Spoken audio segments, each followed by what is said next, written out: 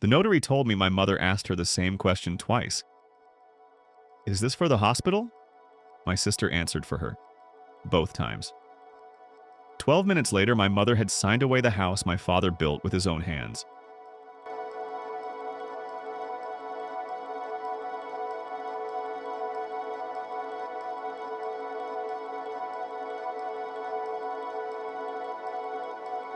This is the story of a single sentence that transferred $620,000.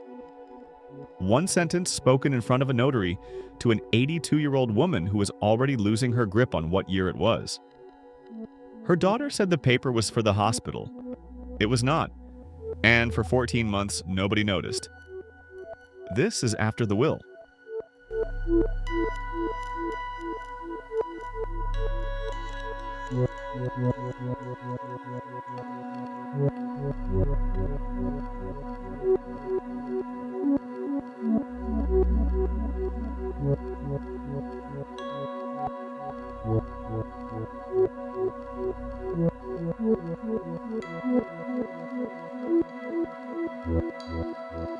The Evers family lived on Willow Bend Drive.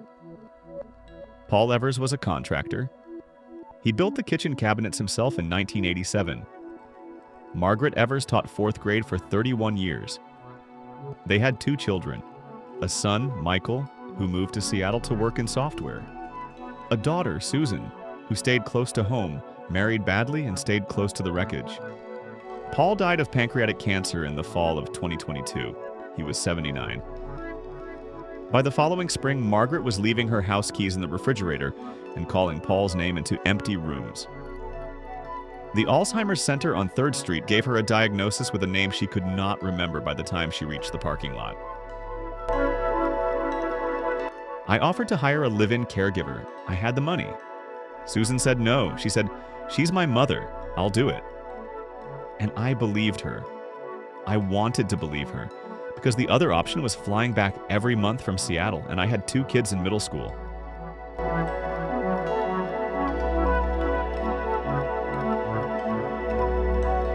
My divorce was finalized 3 weeks before Dad died.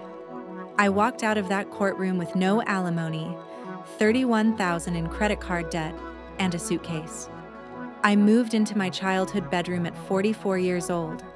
People kept saying I was a good daughter. Nobody asked if I had anywhere else to go. Susan moved in during December 2023. The first months were exactly what they looked like. She scheduled doctors. She cooked dinner every night.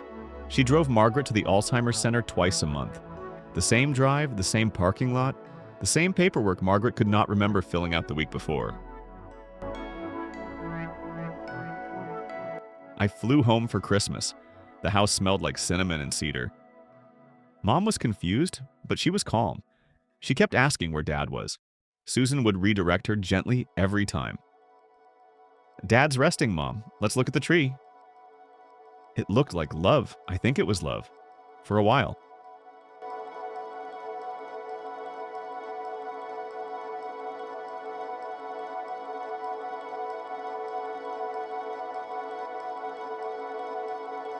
Michael started sending $1,200 a month. He called it a contribution. Susan called it a lifeline. She was using part of it to pay the minimum on her credit cards. The rest disappeared into groceries, prescriptions, the replacement dishwasher. By spring 2024, Susan had stopped looking for work entirely. Michael lives in a 4-bedroom in Ballard with a view of the water.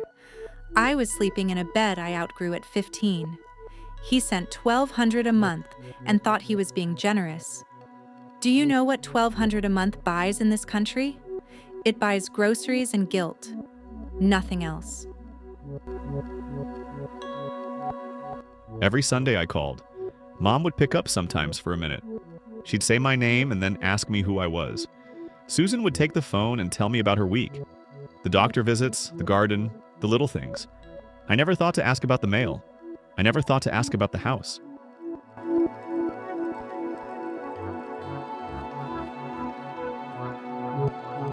By May of 2024, Susan was opening every piece of mail that came to the house. bank statements, insurance updates, property tax notices. Margaret had not seen a bill in her own hand for 3 months. Susan told herself she was protecting her mother from stress. She was also the only person who knew what was arriving.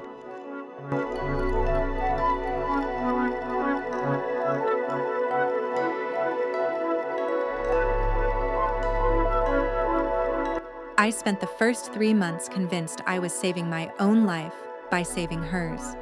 The structure, the routine, the small daily wins. Cooking oatmeal exactly the way she used to make it for me. Folding her laundry the way Dad used to fold his. For a while, I thought taking care of her would teach me how to take care of myself. It did not. It only made me more aware of what I had not managed to become. My wife asked me once if I trusted Susan with Mom's money, and I said yes without thinking about it. Susan and I had fought as kids, small fights, normal fights. But stealing? Susan was the one who returned $1.50 to the cashier when we were 11, and the cashier miscounted change in our favor. I remembered that. I kept remembering it, all the way until the day the notary called. Everything still looked like love. A daughter giving her mother her last years. A brother supporting from a distance. A quiet house on Willow Bend Drive. But by month 6, Susan had started reading about quitclaim deeds on a public library computer. She told herself she was only curious. I remember the appointment because the signer asked a question. She looked at me across my desk and she said, "Is this for the hospital?" And her daughter said, "Yes. I am a notary public. My job is to witness signatures, not read minds." But I remember the question. I wrote it down in my log that afternoon, and I did not know why. 14 months later, I found out.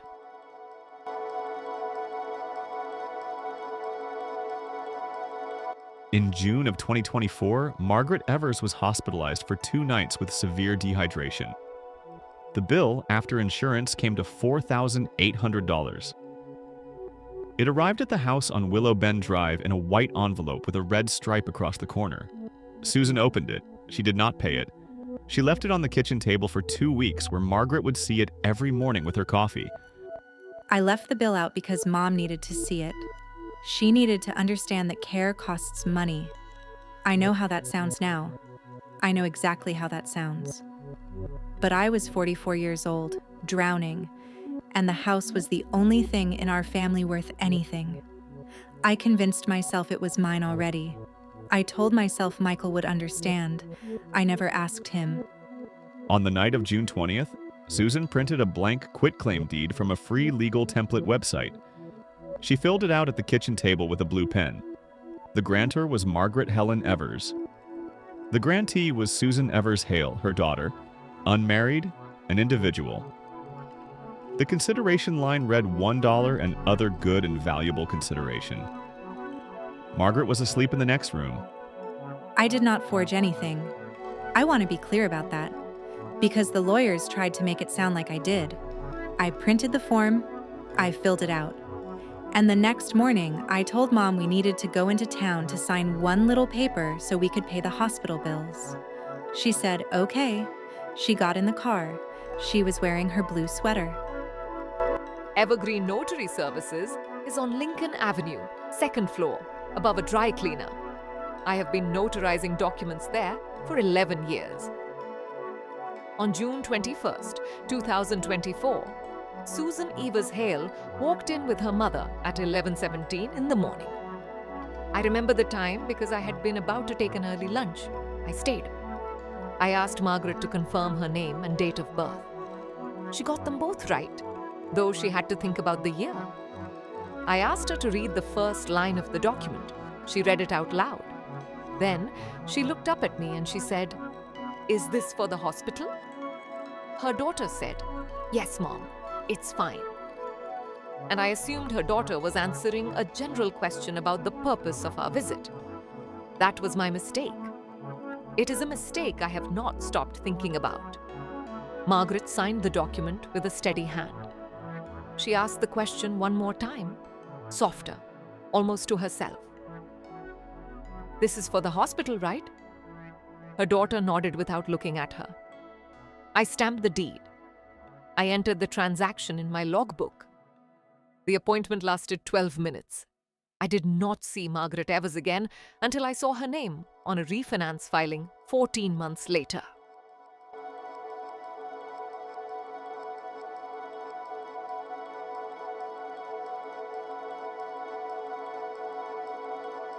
Four days later, Susan drove to the county recorder's office and filed the deed. The fee was $31. She paid in cash. The clerk did not ask her any questions. The deed was stamped, scanned, and entered into the public record. The house at 814 Willow Bend Drive now belonged, legally and completely, to Susan Evers Hale. Margaret's name was no longer on the title. The county did not notify anyone. I called on the Sunday after it happened. Mom picked up. She sounded tired. She said, "Oh, Michael, Susan took me somewhere today. I think it was the hospital. I had to sign something." I said, "Are you okay, Mom?" She said, "Oh, yes. Susan said it was fine." I asked to talk to Susan. Susan came on the line and told me Mom had a doctor's appointment. I never followed up. That sentence is the one I rehearse in my head at 3 in the morning. In August, Susan refinanced the house. Because the title was in her name, she was the only borrower on the loan. She pulled $180,000 in equity out of the property her father had built with his own hands. She used it to pay off her credit cards. She bought a used Lexus SUV for $28,000. She deposited the rest in an LLC she had registered the week before. The LLC was called Willow Bend Consulting. It never consulted on anything. I was going to pay it back. I know nobody believes me when I say that, but it is true. I was going to get the restaurant consulting business off the ground and put the equity back into the house. I had a plan. The plan did not work. None of my plans had worked in 10 years. But the plan was real. And the lie I told the notary was smaller than the lies I was telling myself. For the next 6 months, nothing happened. Susan made the refinanced mortgage payments out of the equity she had pulled. Margaret continued to deteriorate. Michael kept sending $1,200 a month. The garden on Willow Bend Drive went slowly untended, and every month a mortgage statement arrived at the house addressed only to Susan Evers Hale. Margaret never saw one.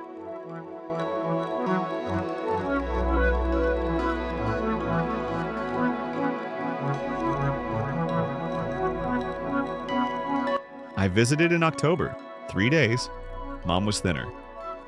She kept looking at me like she was trying to remember which of her cousins I was. Susan seemed calm, almost peaceful. She was driving a new car. I asked about it. She said she'd gotten a good deal. I remember thinking, good for her. She's figured something out. She had. It just wasn't what I thought. By month 14, the refinance money was nearly gone. The consulting business had not made a dollar. Susan was behind on the new mortgage by 2 months, and in a small office on Lincoln Avenue, a notary named Eileen Tran had just opened her quarterly audit folder. She had a habit. She read every entry.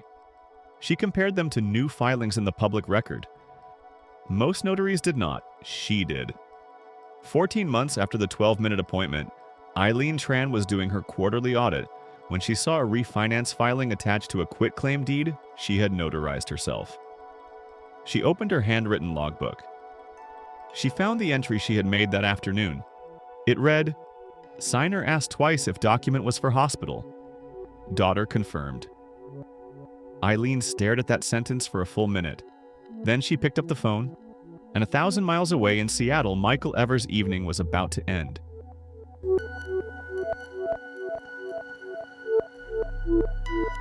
I did not call the police first.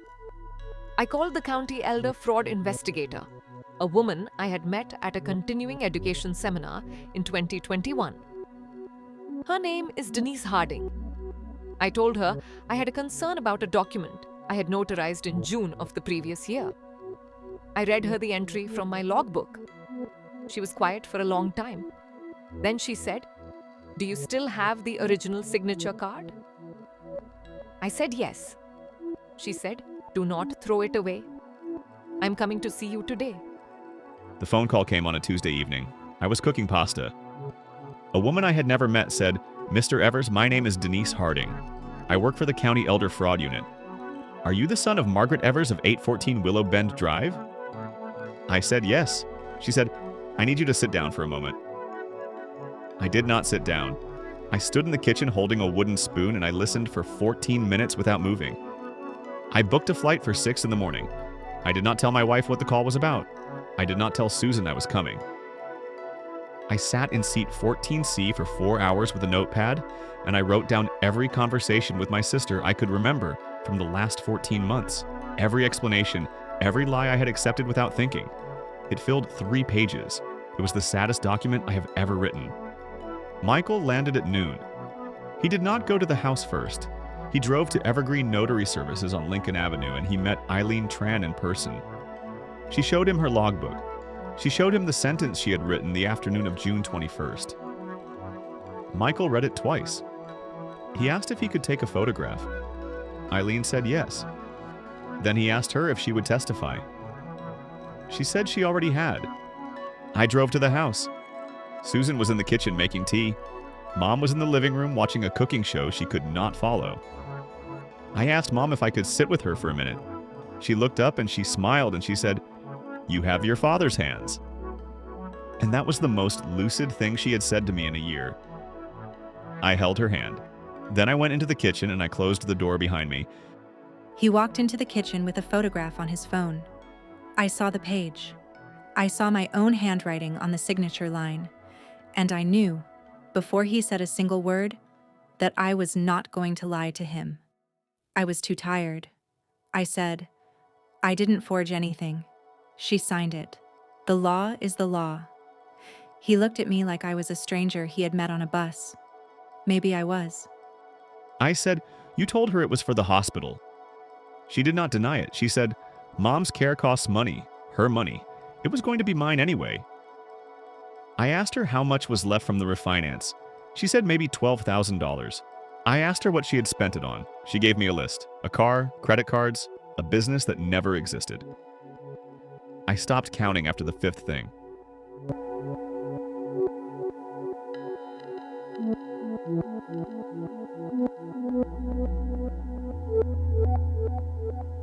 The Elder Fraud Unit filed criminal charges against Susan Evers Hale within 6 weeks. Felony financial exploitation of a vulnerable adult. The civil suit ran parallel, asking the court to void the quitclaim deed on grounds of fraudulent inducement. The 2 proceedings moved slowly, as these things always do. During the 11 months that followed, Margaret Evers never returned to her kitchen. Susan was barred from the property by court order. A professional caregiver moved in. Margaret asked for Susan every day for the first 3 weeks, and then she stopped asking. I testified in the civil trial and then again in the criminal trial. Both times, I read the same sentence from my logbook. Signer asked twice if document was for hospital.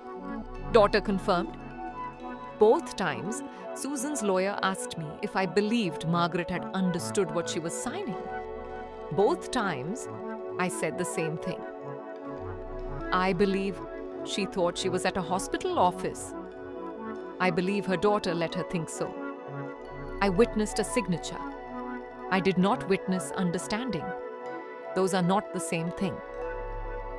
My lawyer wanted me to fight the criminal charges. He said we could argue intent. He said we could argue that Mom understood the word paper and that I had never explicitly said the word deed. He billed me $18,000 to say that to me. I told him no.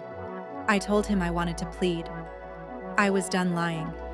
I had been lying to myself for longer than I had been lying to Mom. The civil court voided the quitclaim deed. The house reverted to Margaret's name. Susan pleaded no contest to the criminal charges. She received a suspended sentence, 3 years of probation, and an order to repay $180,000. She filed for bankruptcy 4 months later. The money was never recovered.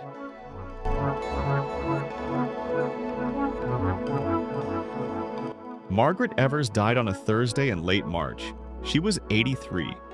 Her Alzheimer's had advanced to a stage where she could no longer form new sentences, but her long-term memory still surfaced in flashes. On her last afternoon, Michael sat next to her bed, and she squeezed his hand and she said, "The boy who used to catch frogs in the creek." She did not say his name. She did not need to. He knew she was talking about him. Susan was not allowed at the hospital. The no-contact order was still in place pending sentencing. I called her from the parking lot after Mom died. I told her. She cried. She said, "Please tell her I'm sorry." I said, "She can't hear you anymore, Susan. She couldn't hear you in June of last year either." Then I hung up. I sat in my rental car for 40 minutes and watched the sun move across the hood. Susan attended the funeral under a supervised escort granted by the court. She sat in the back row and she did not approach Michael. She left before the burial. She has not been back to Willow Bend Drive since the day Michael walked into the kitchen with a photograph on his phone.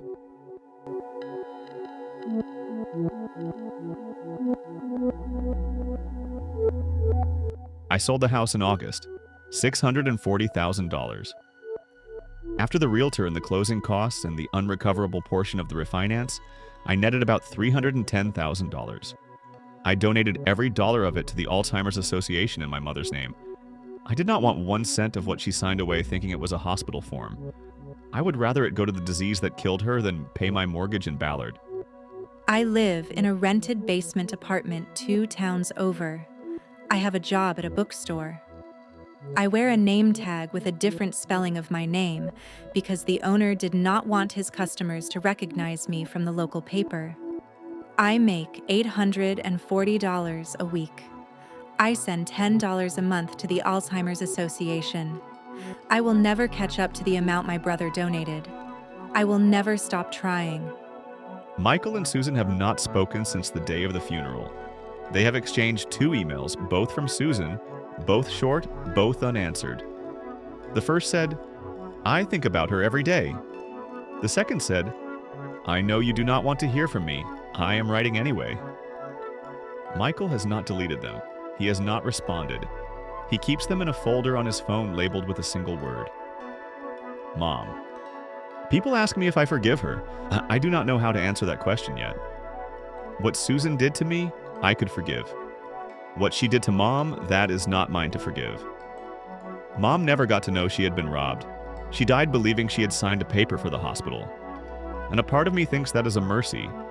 Another part of me thinks it is the worst thing about this whole story. The Alzheimer's Association sent Michael a letter in October, thanking him for the $310,000 donation. They offered to name a research fellowship after Margaret. Michael said yes, and he asked them to add the words, "Who signed one little paper" to the dedication. They declined. He did not argue. He understood why. After the trial, I changed the way I run my practice.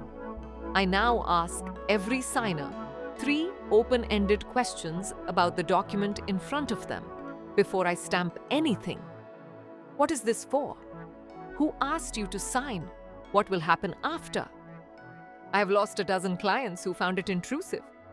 I have also caught 4 documents I would have notarized a year ago. Margaret Evers did that, not me.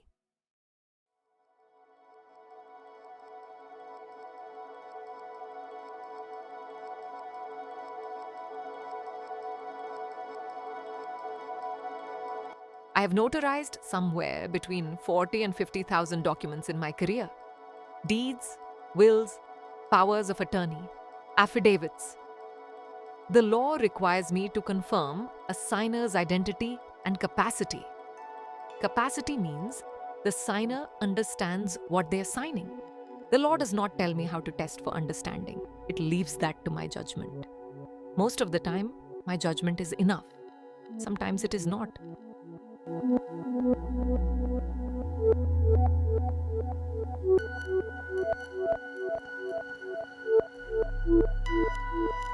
Margaret Evers signed a quitclaim deed in my office on June 21st, 2024. The signature was hers. Her hand was steady. Her identification matched the grantor line. Legally, she signed a deed. In her mind, she signed a hospital form. Those are 2 different documents. The law protected one of them. Her daughter told her the lie. I notarized her signature. Her son flew home too late. and a system that allows a 12-minute appointment to erase a lifetime of work protected the paper, not the woman. Who committed the fraud? The sister who said the sentence? The notary who kept stamping? The brother who flew home too late? Or the system that lets 12 minutes erase a lifetime? Tell me what you think. Tell me in the comments.